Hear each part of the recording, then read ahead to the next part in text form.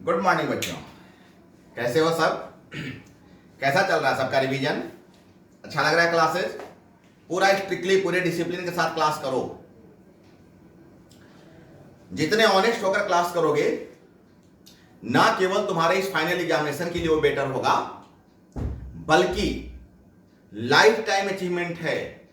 अभी जो मैं क्लासेस दे रहा हूं, अभी जो मैं टॉपिक्स दे रहा हूं, जब तक तुमको आईटी सेक्टर से मतलब रहेगा, जब तक तुम आईटी सेक्टर के किसी भी एग्जामिनेशन में जुड़ना चाहोगे, तब तक ये सारे के सारे क्लासेस तुम्हारे लिए बहुत इंपॉर्टेंस है।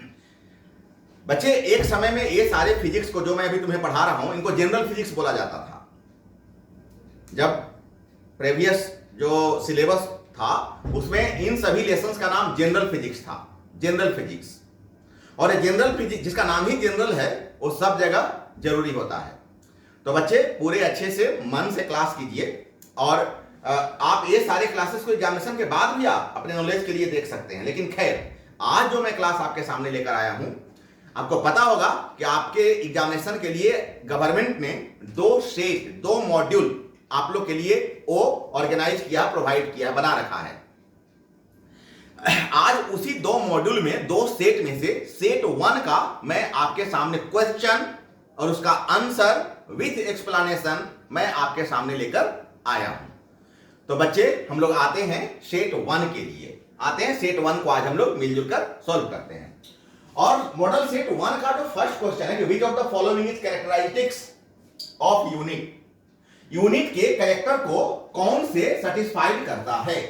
Unit must be universally accepted. Yes, मात्रक से ही तो सभी चीजों का पता चलता है। ये यूनिवर्सली एक्सेप्टेड है। जैसे अगर आप फोर्स का यूनिट अगर आप न्यूटन कहते हो, तो इंडिया में भी इसको न्यूटन बोलते हैं और अदर कंट्री में भी इसको न्यूटन बोलते हैं। सो यूनिवर्सली एक्सेप्टेड है। It must be invariable and well defined. Yes, ये वेरिएबल नहीं है। ऐसा नहीं है कि जनवरी में फोर्स के यूनिट को न्यूटन कहा जाएगा और फरवरी में फोर्स के यूनिट को कुछ और बोला जाएगा। या ऐसा नहीं है कि इंडिया के एक पार्ट में इसको हम लोग न्यूटन कहेंगे और दूसरे पार्ट में या किसी दूसरे कंडीशंस में, जैसे मान लेते हैं कि हम यहां पर एक फोर्स अप्लाई किए तो फोर्स न्यूटन हो गया, लेकिन अगर हम यहां पर एक फोर्स, तो कहने का मतलब है कि इनवेरिएबल है और वेल डिफाइंड है। तो ए भी करेक्ट है, ए भी करेक्ट है। It must be suitable size and easily available. Yes, ये सुटेबल साइज है और इजिली अवेलेबल है। इसका मतलब है कि all the above. So answer is D. इसका डी आंसर सही है। डी का मतलब हो गया कि क्या ये सारे के सारे जो 3 स्टेटमेंट बताए गए हैं, वो तीनों के तीनों स्टेटमेंट क्या एप्लीकेबल है? तो यस, यूनिट के लिए, यूनिट के कैरेक्टर के लिए तीनों के तीनों जो एप्लीकेशन है वो एप्लीकेबल है। सो answer is D.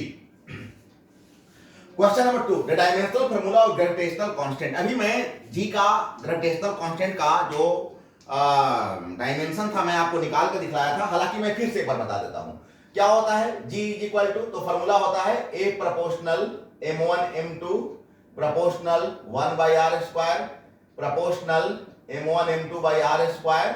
Her proportional constant में टूटता है तो g m1 m2 by r square.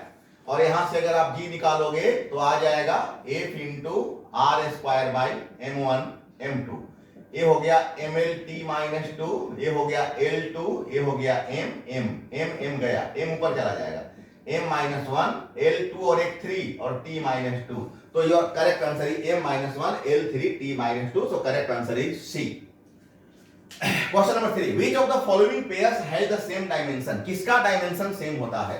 तो ये दोनों का dimension, specific heat latent heat का डायमेंशन सेम नहीं होता। इंपल्स और मोमेंटम का डायमेंशन सेम होता है। ये दोनों का डायमेंशन mlt-1 होता है। इंपल्स को f इंटू टी कहते हैं और मोमेंटम को m इंटू v कहते हैं। ये हो गया mlt-2 और t, और ये हो गया m और v का lt-1, और ये हो गया ml, t में से 2, t2 में से t1 जा रहा, t-1, और ये भी mlt-1। सो ये दोनों इक्वल हो गया। So correct answer is B. किसका किसका डायमेंशन सेम होता है? बहुत चीजों का होता है, लेकिन जो यहां पर आपके पास जो ऑप्शन दिए हुए हैं उस ऑप्शन में इंपल्स और मोमेंटम, इन दोनों के जो डायमेंशन होते हैं वो सेम होते हैं। तो बच्चे, अच्छे से मैं हर क्वेश्चन को एक्सप्लेन करते हुए आपके सामने रख रहा हूं। आप भी अब उम्मीद करते हैं कि आपको याद भी किए बगैर आपको आप क्लियर हो जाएगा, क्योंकि ये सारा का सारा चीज तो ऑफलाइन क्लास में पढ़ाया हुआ है और आज इसको मैं एक बार रिमाइंडर कर दे रहा हूं, तो सारा का सारा चीज आपका अच्छे तरीके से आपके पास रहेगा और फिर आपको एग्जामिनेशन देने में अगर सेट 1 और सेट 2 से अगर कुछ क्वेश्चन टैली करता है, केवल आप इस पर डिपेंडेंट होकर मत जाइएगा।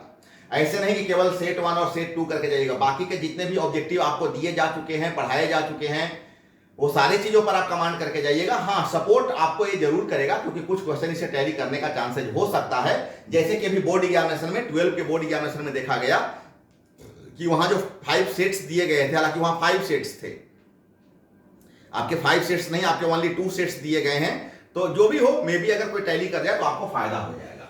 विच of the following are not units of time, तो आप देखो सेकंड भी टाइम का यूनिट है, पार्सेक भी टाइम का यूनिट है, ईयर भी टाइम का यूनिट है। लाइट ईयर टाइम का यूनिट नहीं है, डिस्टेंस का यूनिट है। लाइट ईयर क्या होता है? 1 ईयर में जो लाइट जितना डिस्टेंस ट्रेवल करता है उसको लाइट ईयर, डिस्टेंस को जितना ट्रेवल करता है वो लाइट ईयर है। लाइट ईयर एक प्रकार का डिस्टेंस है। सो answer is D. SI unit of torque, तो टॉर्क ऐसा है न्यूटन मीटर होता है। टॉर्क को टाउ कहते हैं और फार्मूला होता है क्या? Force into perpendicular distance, force का न्यूटन और डिस्टेंस का metre, so newton metre. So correct answer is A. तो बच्चे हम उम्मीद करें कि ये सारे के सारे जो हम ऑब्जेक्टिव आपको बताते जा रहे हैं वो सारे के सारे चीज आपको अच्छे से समझ में आते जा रहे होंगे। तो बच्चे इन सारे ऑब्जेक्टिव्स को आप अच्छे से देखते चलिएगा, आपको एग्जामिनेशन में बहुत फायदे होंगे। The slope of velocity time, तो वेलोसिटी और टाइम इससे क्या बनता है? Rate of change of velocity, एक तरफ वेलोसिटी एक तरफ टाइम है, तो क्या बनेगा? वेलोसिटी बाय टाइम से क्या होता है? एक्सेलरेशन होता है। एक्सेलेंट, एक्सेलरेशन, कुछ कलम उठाने का जरूरत नहीं है। A ball is projected with a velocity of 20 metre per second vertically, एक बॉल को ऐसे प्रोजेक्ट किया जा रहा है। कैसे प्रोजेक्ट किया जा रहा है? 20 metre per second vertically. Find the distance, तो आपने फार्मूला पढ़े हो ना, v square is equal to u square plus 2gh। v square बोले तो 20 का स्क्वायर, u 0 हो जाएगा, 2 g कितना? g 10 लेने के लिए बोल रहा है और h पता नहीं। ये हो गया 400 is equal to 20h, 400 is equal to 20h, तो h इज इक्वल टू हो जाएगा 400 बाई 20 और 20 बाद में कट जाएगा, so h is equal to 20 metre. So your correct answer is A. A is the correct answer, 20 metre. बच्चे अच्छे से मैं पूरे को पूरे डिराइव करते हुए आपको समझाते जा रहा हूं।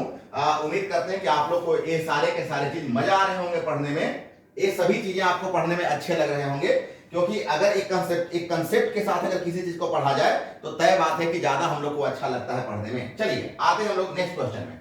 ये रहा question number 8। Acceleration is which type of physical quantity, तो एक्सेलरेशन वेक्टर क्वांटिटी है, ये तो बिना सोचे समझे आप बता सकते हैं। एक्सेलरेशन में मैग्नीट्यूड और डायरेक्शन दोनों होता है, सो वेक्टर क्वांटिटी है। Question number 9, if the displacement of an object is 0 then what can say about the distance covered, तो देखिए डिस्प्लेसमेंट 0 होने से डिस्टेंस 0 हो भी सकता है और नहीं भी हो सकता है। आप इन दोनों पहलू को गौर कीजिएगा। जैसे मान लेते हैं कि एक बंदा यहां से चला और फिर ऐसे आकर चल यहीं पर पहुंच गया, तो डिस्प्लेसमेंट कितना हो रहा है? 0 हो रहा है। डिस्प्लेसमेंट का मतलब होता है शॉर्टेस्ट डिस्टेंस। डिस्प्लेसमेंट का मतलब होता है इनिशियल पॉइंट और फाइनल पॉइंट, फाइनल पोजीशन, इन दोनों के बीच का डिस्टेंस। तो इनिशियल भी यहीं पर है और फाइनल भी यहीं पर है, तो मतलब डिस्प्लेसमेंट हो गया 0। लेकिन क्या अगर रेडियस इसका बाय द वे r है तो डिस्टेंस हो गया 2πr।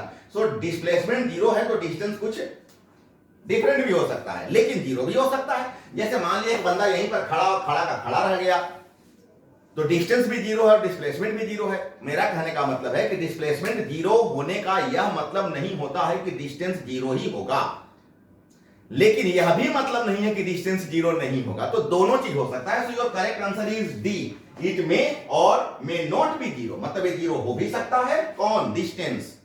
डिस्टेंस 0 हो भी सकता है और नहीं भी हो सकता है। ये दोनों बात मैंने आपको यहां पर दिखलाया। सो your correct answer is D. Question number 10, a cars A and B are moving with velocity of 100 km per hour and 60 km per hour. What is the relative velocity a car A with respect to car B if both are moving along same straight line in same direction? तो बच्चे मैं आपको एक बात बता दूं कि मान लेते हैं कि A है और A B है और दोनों सेम डायरेक्शन में जा रहा है, तो सेम डायरेक्शन में रिलेटिव वेलोसिटी दोनों के डिफरेंट के बराबर होता है। एक ही डायरेक्शन में, सेम डायरेक्शन में जो रिलेटिव वेलोसिटी होता है दोनों के डिफरेंट के बराबर होता है। और जब दोनों डिफरेंट जाता है तो सब पार करता है, मतलब दोनों अपोजिट डायरेक्शन में जो रिलेटिव वेलोसिटी होता है दोनों के सम के बराबर होता है। तो तो डिफरेंट का मतलब हो गया कि एक 100 के स्पीड से चल रहा है और दूसरा 60 के स्पीड से चल रहा है, तो रिलेटिव वेलोसिटी हो गया 40 kilometre per hour. So your correct answer is A. Your correct answer is A. Now we are going to question number 11। The rate of change of displacement, तो rate of change of displacement मतलब displacement by time. तो displacement by time क्या होता है? Velocity. So correct answer is C. Correct answer is C. C is the correct answer. Displacement by time क्या होता है? Displacement rate of, rate का मतलब टाइम से डिवाइड करना, किसमें? डिस्प्लेसमेंट में, विस्थापन में। विस्थापन की दर को वेग कहते हैं। वेग विस्थापन का दर है, मतलब विस्थापन बटा समय बराबर वेग। So correct answer is C, velocity. Now we are going to question number 12। Question number 12, analogue of mass is rotational motion. तो बच्चे जब कोई बॉडी गोल गोल घूमता है ना, तो मोमेंट ऑफ इनर्शिया मास का काम करता है। ये आप mr square moment of inertia mr square i is equal to mr square होता है। r को अगर यूनिट मान लिया जाए तो i और m दोनों इक्वल हो जाता है, मतलब मोमेंट ऑफ इनर्शिया मास का मतलब क्या हम क्या कहेंगे कि जो एनालॉग ऑफ मास है ना, वो क्या होता है? मोमेंट ऑफ इनर्शिया होता है। So correct answer is A. Moment of inertia एक प्रकार का मास है। Two bullets are fired, question को थोड़ा ठीक कर लेना। Two bullets are fired simultaneously horizontally with different speed from the same place. Which bullet will hit the ground first? दो बुलेट है, दोनों बुलेट को फायर किया जा रहा है, सिमुल्टेनियसली फायर किया जा रहा है।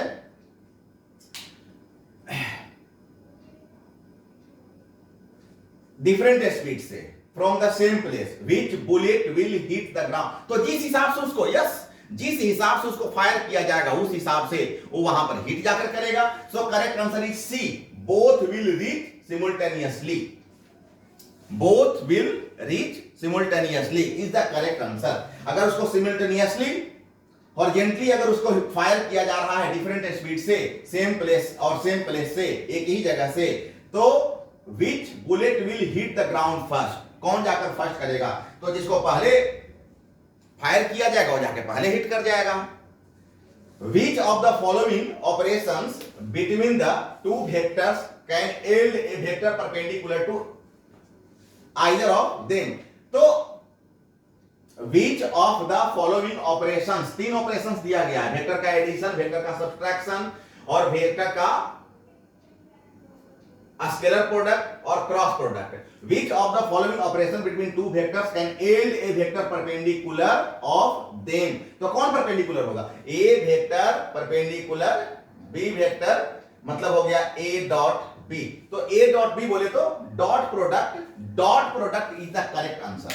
Dot product is the correct answer. Scalar product is the correct answer. क्या बोले, समझ में आ रहा है ना? अदिश गुणनफल कौन सेटिस्फाइड कर रहा है? अदिश गुणनफल सेटिस्फाइड कर रहा है, is the correct answer. Next question,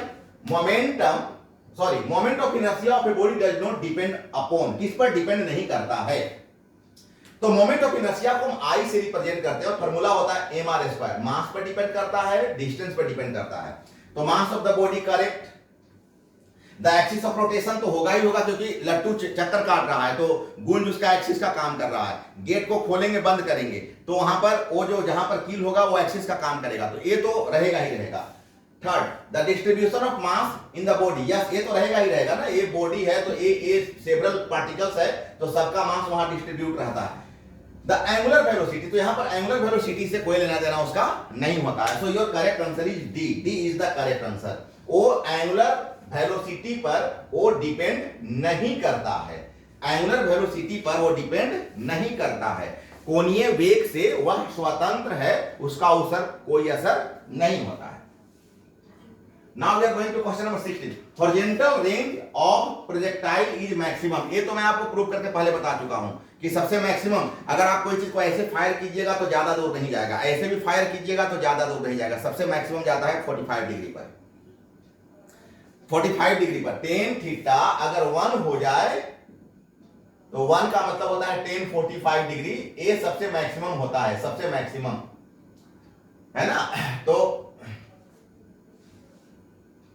ये सबसे मैक्सिमम होता है, 45 डिग्री सबसे मैक्सिमम होता है, मतलब यहां प्रोजेक्शन सबसे ज्यादा होगा। ये चीज आप लोग को प्रूव भी किया हुआ है, ये प्रूव भी किया हुआ है ना। प्रोजेक्शन सबसे ज्यादा होता है 45 डिग्री पर। विच of the following remains constant for a projectile motion, क्या कम होता है कांस्टेंट। तो बच्चे जब कोई बॉडी प्रोजेक्ट होता है तो उसमें दो कंपोनेंट होते हैं,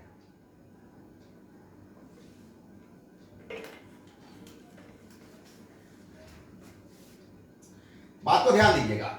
जैसे आप कोई बॉडी को ऐसे प्रोजेक्ट किए तो ए जो मोशन है ना वो ऑलवेज कांस्टेंट होता है, इसको हम लोग बोलते हैं horizontal component. So yes, horizontal component of velocity is constant. इसमें कोई फेरबदल नहीं होता है, जो होता है फेरबदल वो इसमें होता है, इसमें होता है। ए कांस्टेंट है, यू तो यू रहेगा, यू रहेगा, यू रहेगा।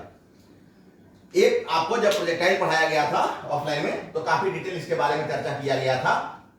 So your correct answer is C. C is the correct answer.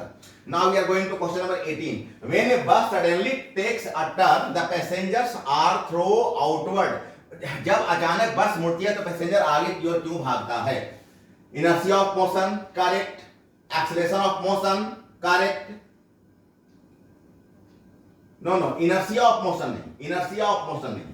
Inertia of motion नहीं. एक करेक्ट नहीं है, उसको बस को टर्न करने में उसका कोई लेना देना है। एक्सेलरेशन ऑफ मोशन करेक्ट और speed of motion correct. So your correct answer is acceleration of motion and speed of motion. So yes, D is the correct answer. B and C both are, ये दोनों सही है। थोड़ा question को ठीक कर लेना। A person sitting in an open car moving, मान लेते खुला गाड़ी है, खुला कार है और खुला कार वो तेजी से जा रहा है। अब वहां से एक बॉल को कोई ऐसे उछाला तो गिरेगा, फिर बॉल कहां? उसी आदमी के हाथ में गिरेगा। Outside the car, no. In the car ahead the person, no.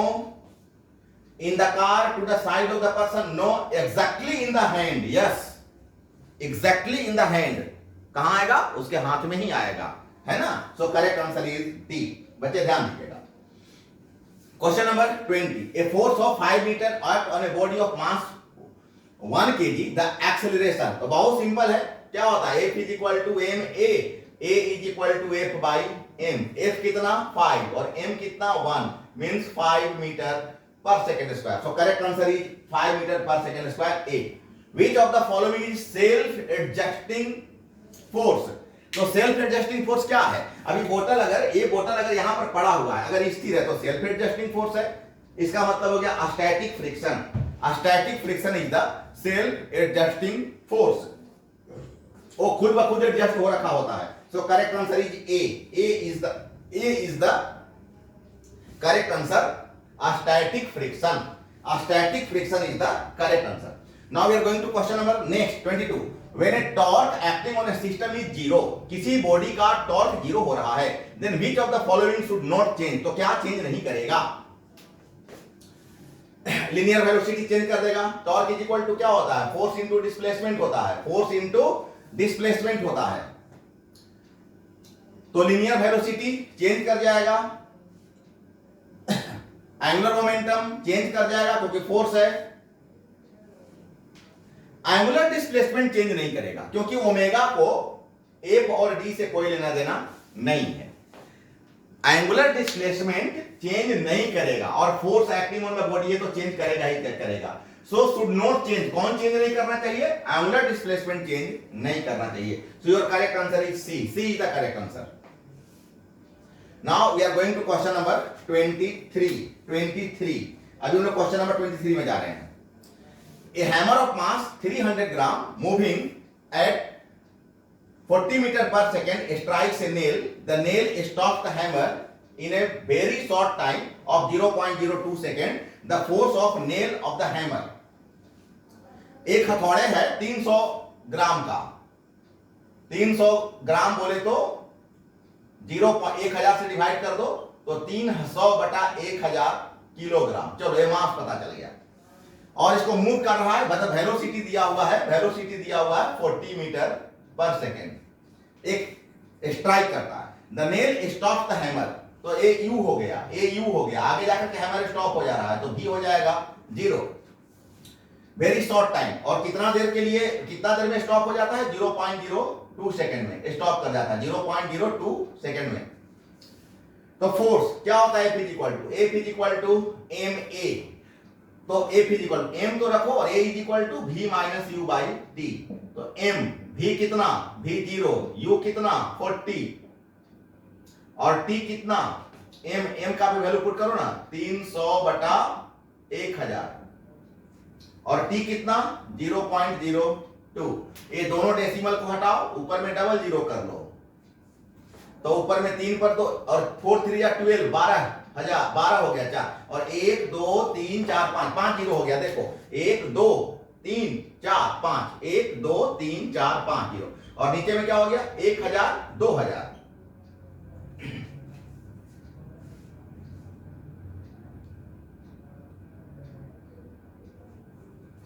Zero 0.2 second है ना,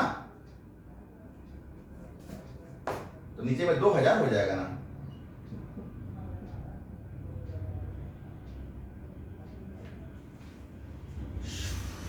क्वेश्चन में कुछ फॉल्ट है, क्वेश्चन में अकॉर्डिंग टू आंसर क्वेश्चन में no no no 6 A answer होगा, सही है 600 newton. A is the correct answer, A is the correct answer. Mass कितना 300 बटा 1000, भी कितना 0, यू कितना 40 है ना 40 मीटर यस, और टी कितना है, उसको रुकने में कितना समय लगा, very short 0.02 second yes. A is the correct answer, 600 Newton is the correct answer. बच्चे थोड़ा सा यहां पर बी लिखा गया तो सुधार लेना, 600 न्यूटन होगा। तो चलो यहां तक हम लोग कर लिए, 23 तक हम लोग का हो गया। चलो आगे बढ़ते हैं, ऐसे बड़े क्वेश्चन नहीं है। ए बुलेट, मैं इस क्वेश्चन को ठीक करके और पीडीएफ बना करके तुम लोग को दे दूंगा। थोड़े से नॉन एडजस्टिंग हो गया है, अभी कुछ फॉल्ट हो गया लगता है कि एक टेक्निकल इशू है, ये सारा मैं एडजस्ट करके और तुम लोग को पीडीएफ बना के क्वेश्चन दे दूंगा आंसर के साथ। मैं तुम्हारे ग्रुप में जो तुम लोग का ग्रुप्स बना हुआ है उस ग्रुप्स में मैं पीडीएफ बना करके भी इस क्वेश्चन को डाल दूंगा, ताकि तुमको एक सीक्वेंस के साथ पीडीएफ में मिल जाए और तुमको बार बार इतना टाइम नहीं लगेगा वॉइस सुनने में। बस क्वेश्चन को आगे बढ़ते जाओगे और तुमको मतलब आसानी से कम समय में 1-2 मिनट में पूरे क्वेश्चन को तुम देख सकते हो। A bullet of mass 40 gram is fired from a gun of mass 8 kg। ये हो गया बुलेट और ये हो गया गन। बुलेट का मास 40 ग्राम, तो 40/1000 kg और गन 8 kg। इसका वेलोसिटी 800, इसका वेलोसिटी पता नहीं, इंटू भी। रिकॉल में यही होता है, रिकॉल में क्या होता है, इसका मोमेंटम निकालो, momentum is equal to mass into velocity, तो इसका भी मास वेलोसिटी निकालो, इसका भी मास वेलोसिटी निकालो और दोनों को इक्वल कर दो, तो दोनों को जब इक्वल कर दोगे तो क्या हो जाएगा 1 0 2 0 1 0 2 0 और इससे ए भी कट गया, 0 से 0 कट गया, क्या हो गया 8 चौका 32, 8 इंटू भी, तो भी is equal to 4, D answer 4 meter पर सेकेंड। देखो निगेटिव साइन से तुम परेशान नहीं होता, निगेटिव साइन रिकॉल को रिप्रेजेंट कर रहा है। जैसे बुलेट ऐसे जाएगा तो बंदूक ऐसे आएगा ना, तो अपोजिट डायरेक्शन में आएगा तो रिकॉल निगेटिव साइन को रिप्रेजेंट कर रहा, उसे परेशान होने का जरूरत नहीं है। मतलब हो गया 4 मीटर पर second. Now we are going to question number 25। Force required in accelerating a 3 kg mass at 5 meter per second square and a 4 kg mass of 4 meter per second square will, तो किसमें ज्यादा force लगेगा, no doubt ये हो गया F is equal to ए में होता है, तो 5 3 या 15 और ये 4 4 या 16, तो इसमें ज्यादा होगा। Question number, so answer is D, greater for 4 kg mass at 4 meter square। अरे फोर्स ए कितना है, मास है 3, F is equal to M, a होता है ना m, और इसका एक्सेलरेशन है 5, इसका मास है 4 और एक्सेलरेशन है 4, ये हो गया 15 और ये हो गया 16। बड़ा कौन है, ये बड़ा है, ये बड़ा है। सो ये सारे के सारे सिंपल क्वेश्चन है बच्चे, और एक बार अगर अच्छे से आप रिवाइज कर लोगे और अगर एग्जामिनेशन में ऐसे क्वेश्चन टैली कर जाएंगे तो तुम्हें एग्जामिनेशन देने में बहुत सुविधा हो जाएगी। Question number 26, The centripetal force moving on a body undergoing circular motion is, तो क्या होता है centripetal force, mv square by r, centripetal force F is equal to mv square by r, A is the correct answer। Two objects A and B are moving with same momentum, momentum दोनों का same है, mass of object B is greater than mass of object A, which of the two objects will have higher kinetic energy। तो जरा सुनो, momentum बराबर है, P1 is equal to P2 है और B का मास, इसका मास बड़ा है, इसका मास छोटा है, तो तय बात है कि इसका मास अगर बड़ा है तो इसका वेलोसिटी कम होगा, इसका मास छोटा है तो इसका वेलोसिटी ज्यादा होगा, और अगर वेलोसिटी इसका ज्यादा हो गया तो kinetic energy is equal to half mv² होता है। जिसका वेलोसिटी ज्यादा होगा उसका काइनेटिक एनर्जी ज्यादा होगा। सो ऑब्जेक्ट ए का, ये ए है और ये बी है, तो ए का काइनेटिक एनर्जी ज्यादा होगा। क्या बोले हम, दोनों का मोमेंटम सेम दिया हुआ है, संवेग सेम दिया हुआ है। मोमेंटम इज इक्वल टू होता है मास इनटू वेलोसिटी, मोमेंटम सेम है, और एक का मास, इसका मास कम है, इसका मास ज्यादा है, तो जिसका मास ज्यादा होगा और मोमेंटम सेम होने के लिए, संवेग को सेम होने के लिए मास अगर ज्यादा है तो वेलोसिटी कम होगा। तो क्वेश्चन नंबर अपना मैंने बताया कि सेंट्रीपिटल फोर्स होता है mv²/r। कोई बॉडी अगर गोल गोल चक्कर काटता है, रेडियस r है, मास अगर m है, तो सेंट्रीपिटल फोर्स होता है mv²/r। क्वेश्चन नंबर 27 में है कि two objects A and be moving with same momentum, momentum same है, दो बॉडी है, दोनों बॉडी का मोमेंटम सेम है। अगर दो बॉडी हम लेते हैं और दोनों बॉडी का मोमेंटम सेम है, इसका और इसका दोनों का मोमेंटम सेम है, तो जिसका मास ज्यादा होगा उसका वेलोसिटी कम होगा, और जिसका वेलोसिटी कम होगा उसका काइनेटिक एनर्जी कम होगा। mv² होता है ना, वेलोसिटी कम तो काइनेटिक एनर्जी कम। तो यहां पर कह रहा है कि mass of object B is greater than mass of object A से बी का मास ज्यादा है, तो इसका मतलब बी का वेलोसिटी कम है, और बी का वेलोसिटी कम है मतलब ए का वेलोसिटी ज्यादा है, तो इसका मोमेंटम, किसका काइनेटिक एनर्जी ज्यादा हो जाएगा, ऑब्जेक्ट ए का काइनेटिक एनर्जी ज्यादा हो जाएगा। Now we are going to question number 28, area under force displacement. तो फोर्स डिस्प्लेसमेंट से क्या बनता है, वर्क बनता है यार, work is equal to force into displacement. So answer, your answer is D is the correct answer. Now we are going to question number 29, what is the average power required to lift a mass of 100 kg to a height of 50 meter in 50 second. तो power P is equal to क्या होता है, mgh/t। m कितना, m हो गया 100, g 9.8, और height हो गया 50, और टाइम हो गया 50 सेकेंड। सो ए गया 980 watt, 980 watt. So A is the correct answer, A is the correct answer. Now we are going to question number 30. Moment of inertia ml², moment of inertia. अगर ये देखिए यहां पर, अगर ये डिस्टेंस l है और मास अगर m है, ये एक्सिस ऑफ रोटेशन है, तो हो जाएगा मोमेंट ऑफ इनर्शिया mr² होता है, लेकिन r के जगह पर l है तो हो जाएगा ml²। So your correct answer is C. Due to application of 5 newton an object moves 10 meter along perpendicular direction of force, what amount of work? तो W is equal to Fs cos theta, F 5 newton, S 10 meter, और cos theta, theta perpendicular 90 degree, cos 90 लड्डू, cos 90 लड्डू, और लड्डू से पूरे को multiply कर देंगे तो टेस्टी लड्डू, है ना, लड्डू गोपाल। मतलब your correct answer is D, 0 joule. Now we are going to question number 32. The work performed on an object does not depend. तो क्या होता है, आपने फॉर्मूला पढ़ा कि W is equal to Fs cos theta. Force पर depend करता है, करेक्ट, डिस्प्लेसमेंट पर डिपेंड करता है, करेक्ट, एंगल पर डिपेंड करता है, करेक्ट। सो इनिशियल वेलोसिटी पर डिपेंड नहीं करता है। So correct answer is D is the correct answer. Now we are going to question number 33. The work done by all the forces, external and internal, on an object equal to change in kinetic energy. Change in kinetic energy. आप formula पढ़े हो ना, बताए हैं ना offline में, W is equal to K2 minus K1. Initial kinetic energy और final kinetic energy, the difference between both is called work done. So W is equal to K2 minus K1. किया गया कार्य गतिज ऊर्जा में अंतर के बराबर होता है। वर्क एनर्जी थ्योरम है, इसको वर्क एनर्जी थ्योरम कहते हैं। So K2 minus K1. So your correct answer is B, kinetic energy. Now we are going to question number 34. The centre of mass. तो centre of mass always lie geometrical centre, नहीं, जरूरी नहीं है कि always geometrical centre पर आ जाए। ये geometrical centre है इसका, इस पेन का, और मान लें इधर खूब वजन कर देंगे, इधर खूब वेट कर देंगे तो इधर गिर जाएगा, सेंटर ऑफ मास यहां पर नहीं आएगा। ये जरूरी नहीं है।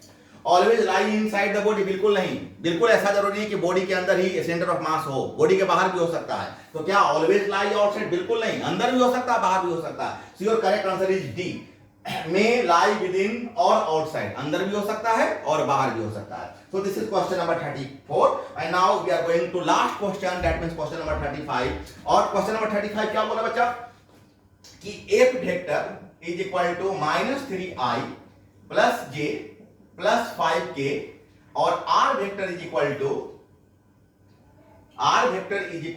7i 3j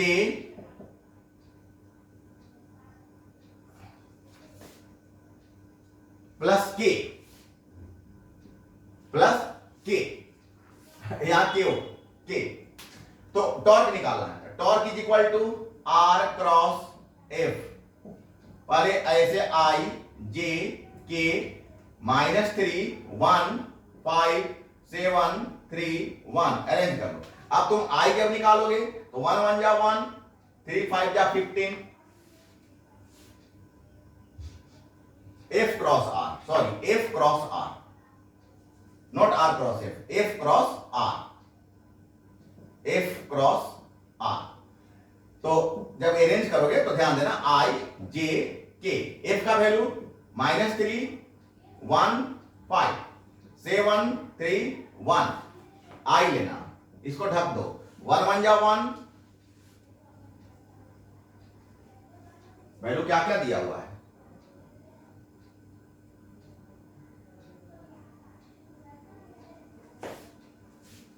torque is the cross product of force and perpendicular distance. चलो ठीक है, तो आई 1 1 जा 1, 3 5 जा 15, 1 -15 प्लस जे, जे में नीचे से आगे बढ़ना, जे में नीचे से आगे बढ़ना, जे में इसको ढक देना नीचे से, 35 माइनस माइनस माइनस प्लस 3 के में फिर ऊपर से -9 और -7, सो -14i plus 38j -16k। So correct answer is D. बच्चे यहां सुधार लेना, D is the correct answer, D is the correct answer, F cross R. Torque is the vector product of force and perpendicular distance, F cross are.